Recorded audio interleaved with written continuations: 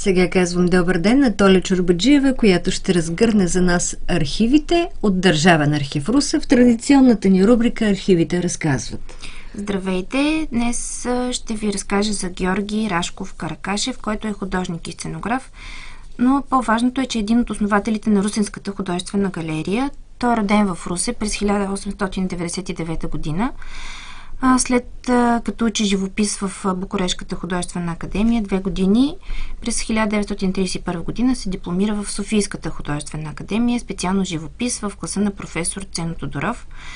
Творческата му кариера започва през 20-те години на миналия век в областта на живописно-декоративното направление на сценографията, а по-късно започва да се занимава основно с приложено изкуство, оформление на реклами, етикети, плакати.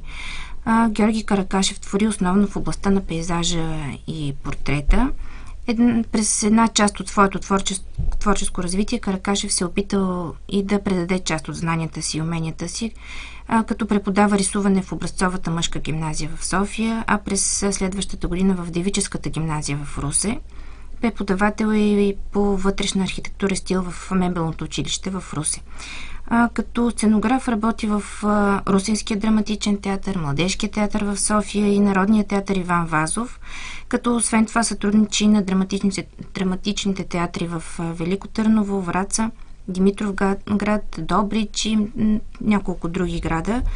В началото на 50-те става доцент в някогашния Витис по художествено оформление на спектакъла и едновременно с това преподава сценография в Художествената академия. Прави сценографските оформления на множество театрални пиеси. През 1998 година е открит архивен документ, в който е посочена точната дата на учредяване на Русенската художествена галерия, а именно 30 април 1933 година. Тогава галерията е била учредена като художествен музей в Русе. Инициатори са били група художници и русенски граждани.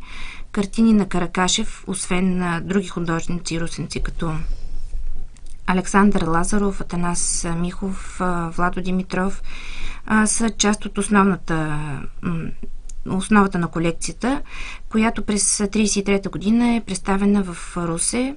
Доскоро се считаше, че галерията е основана през 1947 година. Благодаря.